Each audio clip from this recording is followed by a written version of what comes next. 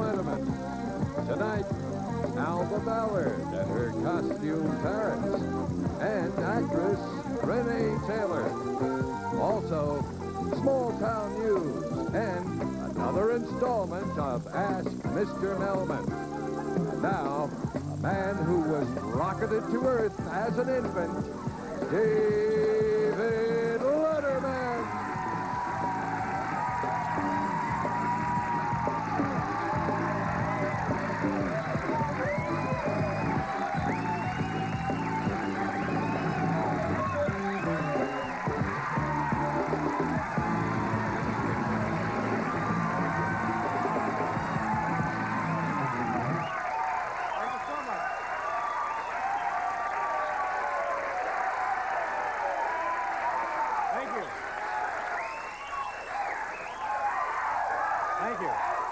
Thank you very much. Good evening, ladies and gentlemen, and bonada.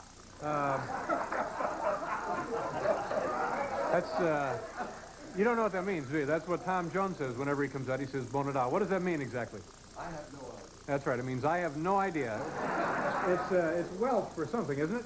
I would say it's a good day. Yeah, bonada, everyone. So, welcome to the show. We got a great one for you tonight. You know, this is, I guess, the real big build-up for the tourist season here in New York.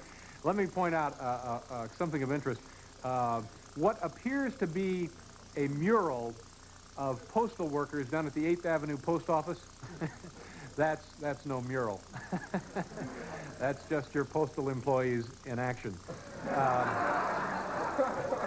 So, bonada. Well, we got I mentioned this before. This is an exciting show. I'm glad I came in this morning. This woman has been on our show many times before. How many would you guess? A lot. Her name is Alba Ballard, and if you don't know what this woman... Oh, she was recently in a major motion picture. She was in Broadway Danny Rose with Woody Allen. This woman dresses parrots. Yeah. That's right. So Alba is with us tonight. Also, a fine actress, a very funny woman, Renee Taylor will be here tonight. And talk about her years married to Rip Taylor, of course. But, you know... Got a... and the guy you see on television chewing the tobacco, those little... Put a pinch between your... Wherever you put it... Put your pinch between whatever you want to put it between. And former football star and championship rodeo guy, or words to that effect, Mr. Walt Garrison is here tonight, folks.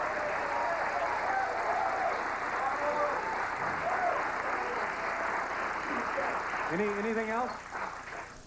Oh, yeah, that's right. Ask Mr. Melman tonight if we have time.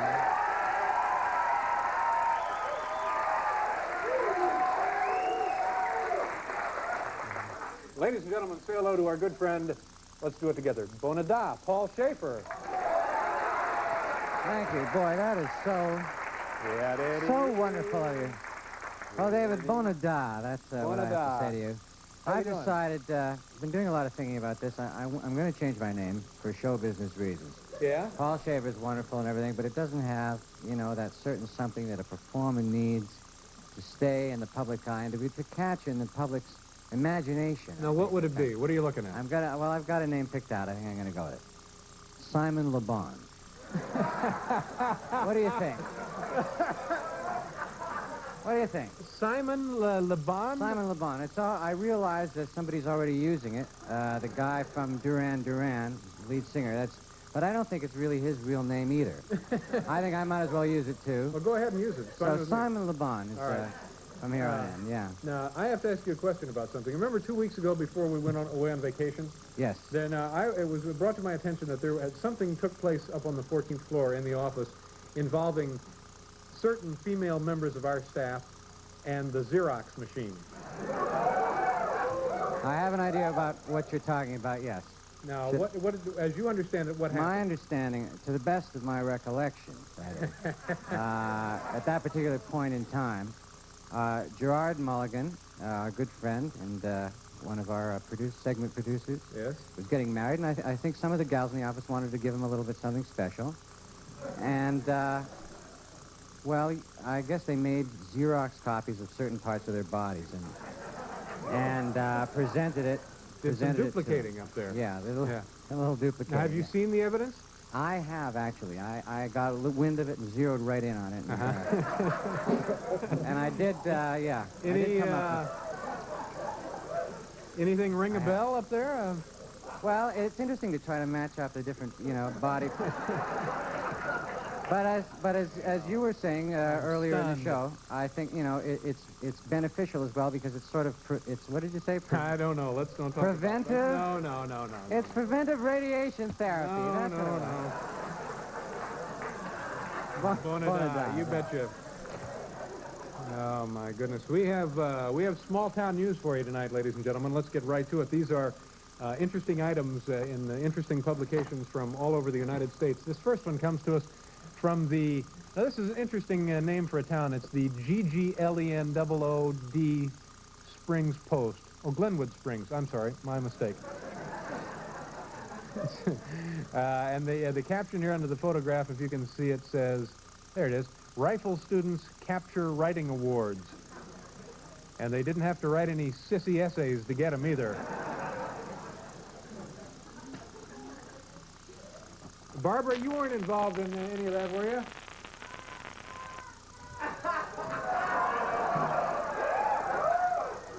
Well, Bonadai.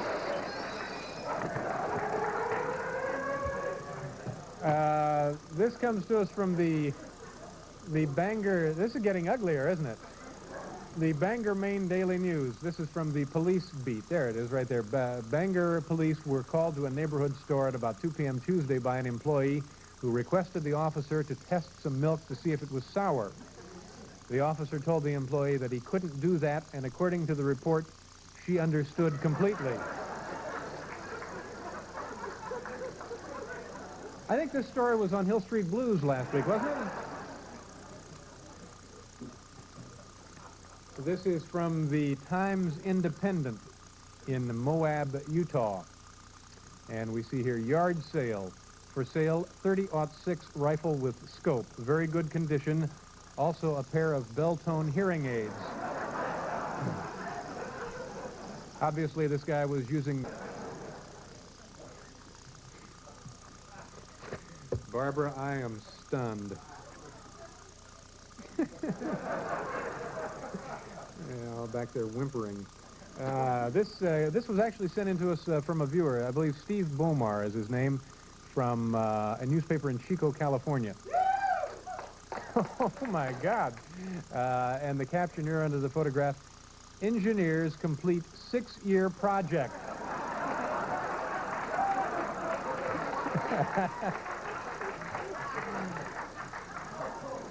Obviously, they were working round the clock. The hell, it only took them 5 years to build the Aswan Dam.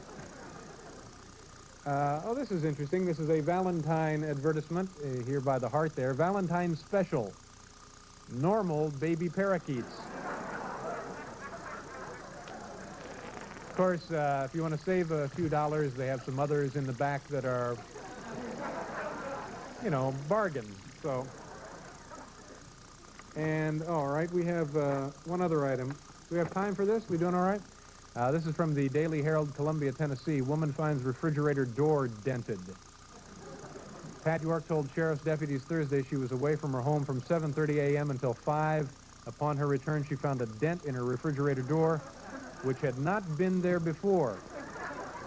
There was no sign of forced entry, she told deputies. Well...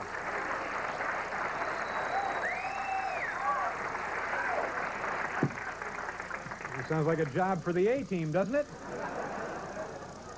All right, we're going to phone Pat and find out if she knows any more about this dent here.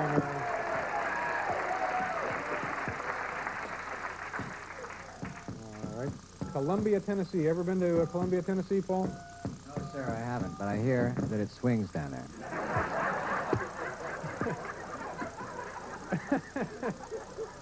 Pat York went to work, came home, and there was a dent in her refrigerator door. And we'll be waiting for this to go. Hello? Hello, is Pat York there, please? This is she. Pat, my name is David Letterman. I'm calling from New York City. How are you today, Pat? Fine, thank you. Pat, we read an article in the newspaper, the Daily Herald there, about the misfortune you and your family suffered with regard to your refrigerator. Now tell us again what happened. Well, someone broke into the house and damaged my refrigerator with some heavy object. We have no idea yet, and the police have no idea what they used, but it was dented in. The handle and the front of the door were dented in pretty bad, and this, believe it or not, they ate a couple of hot dogs, and that was all the damage they did. So it sounds pretty much like this is obviously the work of organized crime, doesn't it? Oh, man, I should have expected this. Now, Pat, but according to the newspaper article, there was no sign of any forced entry or anything. None that they could say really was recent. There was a few markings on the door, but nothing that could be determined as the way they got in. Yeah, and you don't think this could have been caused by something inside the refrigerator? Well, there wasn't enough in there. Maybe if there'd been more in there, they wouldn't have hit it. They probably damaged it because there was nothing better to eat in there. Now, have you had it fixed yet, Pat? I'm in the process of having it fixed right now. And what's it going to run you? $147. Ooh, wow. So this is a considerable dent, wasn't it? Well... Is the repairman still there? Sure is. Oh, he's there now? Mm-hmm. Let me hang on a second, Pat. Do we have time to talk to the repairman? Okay. Pat, could you put him on, please? Okay. What's his name? Robert Foster. Okay. Hello. All right. Sounds like a very nice lady. Robert Foster, $147, though, to have a dent repaired. We'd just putty that sucker up. Hello, David. Hello, Mr. Foster? Yes, sir. This is David Letterman in New York City. How are you, sir? Just fine. Now, Thank you. who do you work for? Do you have your own company, or? I'm with Sears Roebuck and Company. And what does this dent look like to you, Mr. Foster? Well, it's about, looks like it's about 6 inches long and about that wide, and I'd say about a ½ inch deep. A ½ an inch? Yes. Yeah, now how are you going to repair this? Well, I'm replacing it with a new panel. Oh, I see. And what'll that run? Yes. What will that run, Mrs. York, there? Oh, well, I think it runs somewhere in the neighborhood of $150. Why don't you take 20 off that? Sir? Why don't you take 20 bucks off that? Well, you think that's a little high? Come on.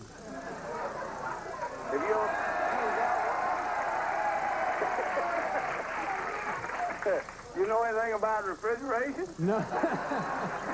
Now, I tell you what, if you take $20 off of that price, I'll send you some Xerox copies you're not going to believe. All right. Good deal. I believe you. You're a pretty good fellow.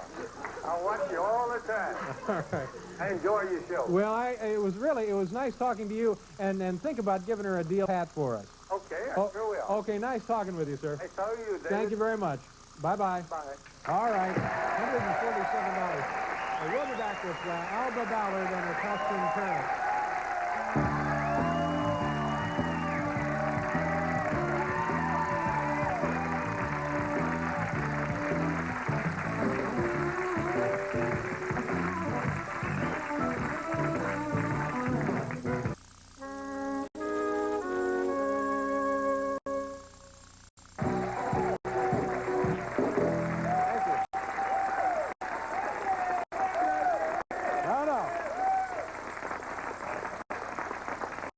Bonada. Well, tomorrow on this program, Franken and Davis will be here. Actress Erin Gray, and this is exciting. We're gonna fill the studio with ducks, and then we have some boarders who are gonna herd them. That'll be exciting. That will be what's her name? I'm sorry, Kevin. Ethel Conrad and her border collie demonstration tomorrow night. Now it's time for Ask Mr. Melman. Let me give you the ground rules first. All questions must be posed in English. Mr. Melman may refuse to answer any question that might jeopardize our national security or the security of our nation's allies. And finally, please remember, Mr. Melman is not a lawyer. Ladies and gentlemen, Larry Bud Melman.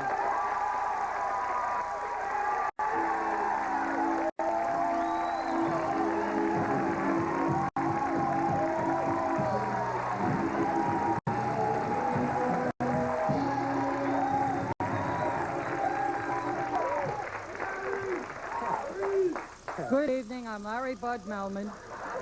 Tonight I'll answer questions on any subject. I handle personal problems, money problems, and affairs of the heart.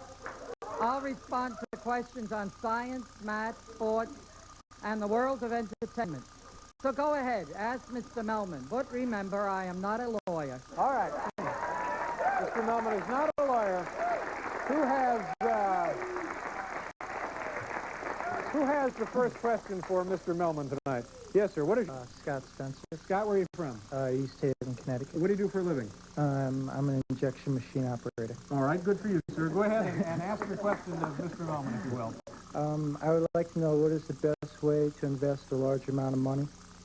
Well, Scott, doing the right thing with a large amount of money is quite a responsibility. You could put it in a bank and watch it slowly increase in interest. But I think you'll do better putting your money to work. Enter a lot of lotteries and sweepstakes.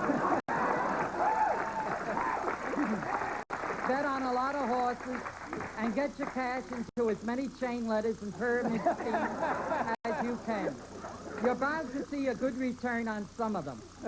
Bob Rooney, please give this nice man 2 T-shirts. All right, Scott, there you go. Thank you, Scott.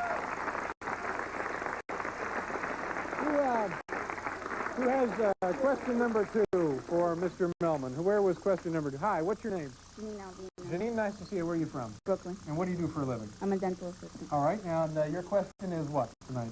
I'm getting married soon, and I would like to know how much money my husband has to make to support myself and a child. The rule of thumb is that the head of a household should earn his or her weight in thousands of dollars. So if your fiancé weighs 200 pounds, he should be making $200,000 a year. If your fiancé doesn't earn this bare minimum, do yourself a favor and call off the wedding. Bob Rooney, please give this nice lady a T-shirt. There you are, Janine. Good luck to you. T-shirts. Have a nice wedding. One more? All right. Who has question number 3 tonight for Mr. Melman? I'm sorry. Yes, sir. What is your name? Jim McDonald. Where are you from, Jim? Ramsey, New Jersey. And what do you do for a living? I'm unemployed, Dave. All right, sir. And what is your question for Mr. Melman tonight? Mr. Melman, I'm dating a beautiful woman right now who's employed, and I'm not. She's supporting me. What should I do about this? Well, let me see if I have this straight. She's beautiful, she makes good money, and she doesn't know you're unemployed. Frankly, I don't see what your problem is. Don't say a word to your girlfriend. I mean, you've gotten away with it so far, haven't you? Now, please sit down so I can talk to some people with real problems. Bob Rooney, would you please give this nice man a T-shirt? Who is number 4? Who has... All right, sir. What is your name? Steve Howlett. Steve, where are you from? Chico, California. Chico, California. Yeah. I'll be darned. Nice to have you here. You go to school in Chico? I do, yeah. Would it be Chico State? Chico State. I'll be darned.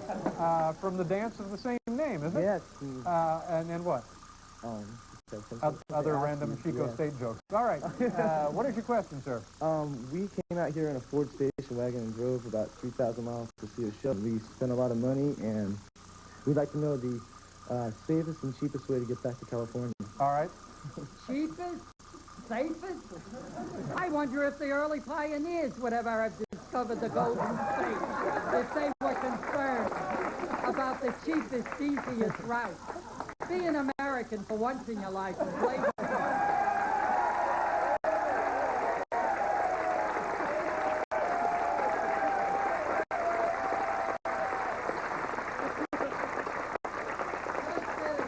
Front bumper and name West. Sure, you'll rip up a few lawns. There may even be a garage or 2 in your way. In fact, you'll probably cause quite a bit of damage. But real Americans will respect you just the same. Okay. Bob Rooney, please give that nice Let's get on with it. Sure. Nice meeting you. Thank you very much. Have a good trip back. Okay. Larry, thanks. Terrific answers tonight. I think you've changed some people's lives. We have to go away for a commercial. We'll be right back with Renee Taylor.